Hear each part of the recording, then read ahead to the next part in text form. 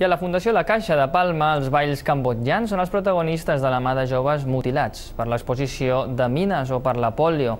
La iniciativa s'engloba en el marc de l'exposició Cambodja, Terra d'Esperança, i també inclou fotografies realitzades per Gervasio Sánchez.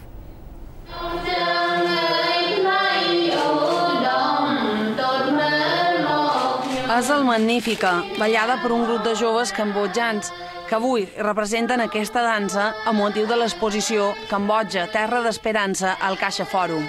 Entre els joves hi ha moltes mirades d'il·lusió en veure que a Mallorca saben qui són els cambodjans gràcies a aquesta mostra, que a més s'acosta als problemes de les mines antipersones que afecten un 40% del territori. La herencia que nos ha quedado de la guerra son minas antipersonas, familias destruidas, muchísimas personas con discapacidad, tanto por las minas como por la falta de medicina, por la polio. Dient que és una de les protagonistes de les imatges i apareix quan era petita i una mica més gran. Està afectada de poliomielitis.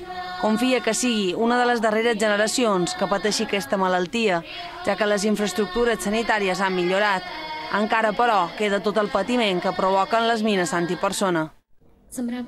Quan penso en les persones que tenen discapacitat per culpa de les mines antipersona, crec que sofreixen més que jo, perquè a ells se'ls ve de cop i de petits ho tenien tot.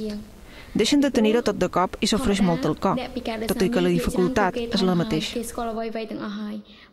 Les adversitats, però, el grup de joves les supera amb la dansa i a través dels somnis per poder tenir un futur esperançador a través de l'educació. A les fotografies realitzades pel fotoperiodista Gervasio Sánchez es veu el dia a dia dels cambodjans per mitjà d'una mirada que ha arribat a ser la d'un amic.